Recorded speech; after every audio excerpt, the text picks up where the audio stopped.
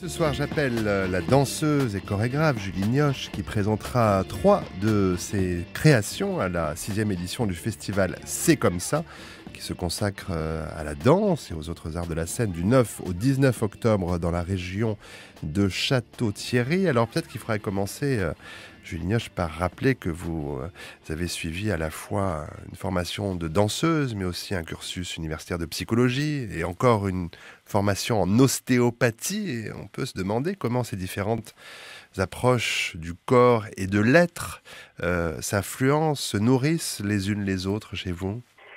Effectivement, c'est une bonne question. C'est un peu l'objet de la recherche, justement, de savoir comment tout ceci se croise. Et ça se croise de façon implicite, surprenante. Et j'essaye d'y voir le lien un peu tous les jours. L'endroit où je sens qu'elles se rejoignent, c'est sur la notion de sensation, en fait. Je pense que la façon dont j'investis la danse, c'est vraiment une façon assez particulière qui passe d'abord par la sensation, plus que peut-être par la forme. Et puis l'endroit de travail au niveau de l'ostéopathie, c'est aussi d'essayer d'apprendre à connaître son corps à travers la sensation. Et aussi de la notion d'adaptation, peut-être. Ce qui m'intéresse dans la danse, ça va être de faire des projets où les corps vont être dans des situations où ils vont devoir s'adapter. Et ils s'adapteront en fonction de leurs connaissances, de leur histoire, de leurs héritages. Et en ostéopathie, on essaye aussi de travailler à faire en sorte que le corps s'adapte au mieux aux contraintes qu'il possède.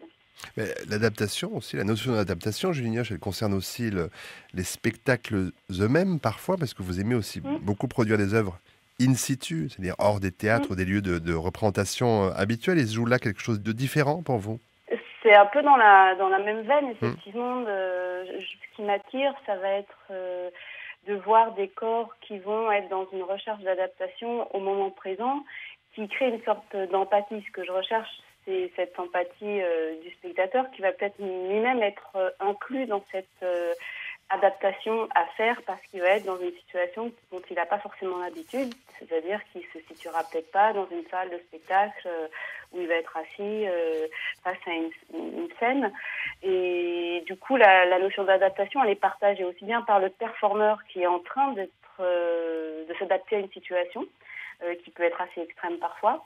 Et puis, le spectateur, il est aussi en train de s'adapter à une proposition artistique qui est en train de lui être proposée à un moment T de sa vie, qui va faire écho à sa propre vie.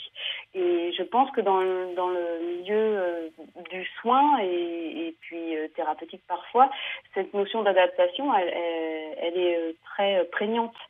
Et c'est le lien que je peux faire au jour d'aujourd'hui entre le travail que je fais au niveau artistique, le travail que je fais envers les publics, qui est quelque chose qui m'importe, de savoir comment présenter et amener la danse envers divers publics, et puis le travail que je fais autour du corps dans le milieu plus du soin.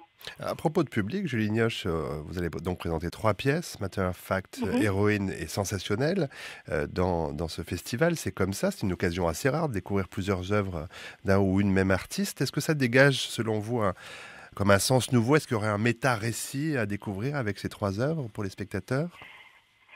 Probablement. Je pense que c'est vraiment aussi là la pertinence du projet du festival et de Christophe Marquis, son directeur, et de son équipe, d'essayer de donner à comprendre un parcours artistique d'une personne. Et je ne suis pas la seule personne qui présente plusieurs œuvres dans ce festival. Il y a aussi Nassera Bellaza. Et c'est vrai que ça propose aux spectateurs probablement de rentrer dans un processus artistique aussi, pas simplement d'avoir une mise en scène à un moment qui représente une pièce. Et c'est vrai que les projets qui sont présentés dans ce festival-là, me concernant, ils marquent bien la façon dont j'essaie de trouver des dispositifs chorégraphiques qui parlent de la sensation et qui immergent le spectateur dans un processus. Merci à vous, Julie Nioche. Ces 3 pièces, on pourra les découvrir donc au festival C'est comme ça, qui se déroule du 9 au 19 octobre dans la région de Château-Thierry.